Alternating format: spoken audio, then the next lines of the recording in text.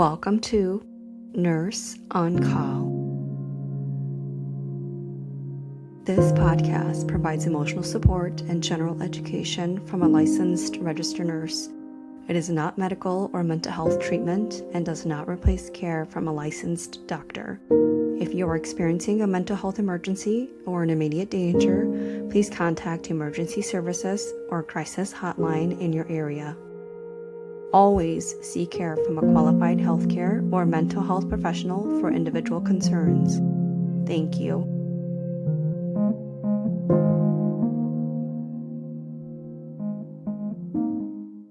If you've been carrying the weight of chronic illness, and some days you feel mentally drained, emotionally frayed, or just done, I am sorry.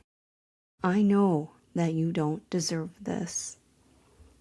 I'm sending you healing energy. Please put your hand over your chest, connect with your heart, and take a slow, deep breath with me.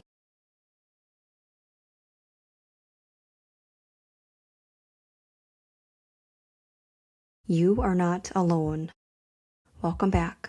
I'm Mai, a registered nurse, and this is our safe space to pause, reset, and feel supported. Today, we're talking about emotional fatigue. Not just feeling tired, but that deep, soul-level exhaustion that comes from constantly managing symptoms, appointments, uncertainty, and sometimes even the fear of being misunderstood. If this resonates, stay with me. You deserve to feel seen today. What is emotional fatigue? Emotional fatigue is different from physical fatigue. Physical fatigue is my body aches. Emotional fatigue is I can't handle anything right now. It's that heaviness in your chest, that inability to make small decisions, and that constant background of stress, worry, or irritability. It can feel like your heart, mind, and nervous systems are all running on empty. For people with chronic illness, emotional fatigue often comes from the constant symptom management, uncertainty about the future, feeling misunderstood by others, repeated setbacks, isolations from friends, family, or community. And for caregivers, it's carrying other people's emotions on top of your own. Emotional fatigue is not weakness. It is a signal that your nervous system has been in overdrive for way too long. Check in with yourself. You might be experiencing emotional fatigue if you feel numb or detached from your surroundings. You cry easily over small things. You snap at loved ones or feel irritable. You feel hopelessness about your situation. You avoid people, tasks, or responsibilities to conserve energy, or that you're mentally foggy or forgetful. These signs are not failure.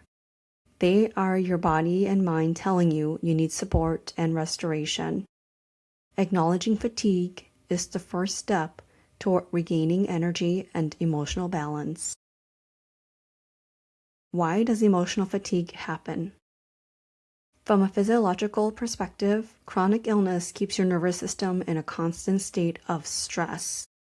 Your brain is always scanning for potential problems, your mind is expending energy to manage symptoms, and your emotional energy is constantly on call for yourself and others. Over time, this sustained load depletes neurotransmitters like serotonin and dopamine, the chemicals that regulate mood, motivation, and emotional resilience. What is the result of this? You will feel easily frustrated, anxious, hopeless, and overwhelmed. Understanding that fatigue has a biological basis can reduce self-blame and open the door for actionable strategies. Here are some strategies to manage emotional fatigue. 1. Micro breaks for the nervous system. Even 60 to 90 seconds of intentional pause can help. Close your eyes, put your hand over your heart, and breathe slowly. Walk on clean grass. Allow the earth to reset your human energy. Step outside, breathe and feel the air on your skin. These micro resets interrupt emotional overload and signal safety to your nervous system. 2. Emotional dump journaling. Write down every worry, fear, and frustration without judgment. Don't organize or solve, just let it out, then close the journal and step away. This removes weight from your mind so your nervous system can relax. 3. Prioritize self-compassion.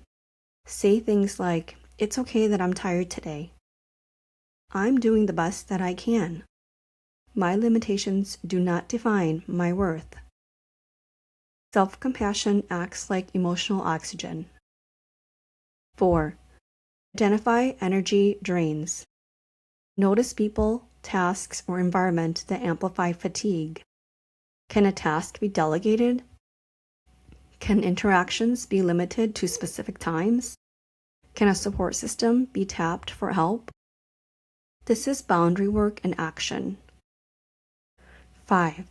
Connect with someone who understands. Even a brief conversation with a friend, family member, or support group can normalize your feelings. You don't have to explain or justify. Sharing your experience validates it. Connection restores energy faster than isolation.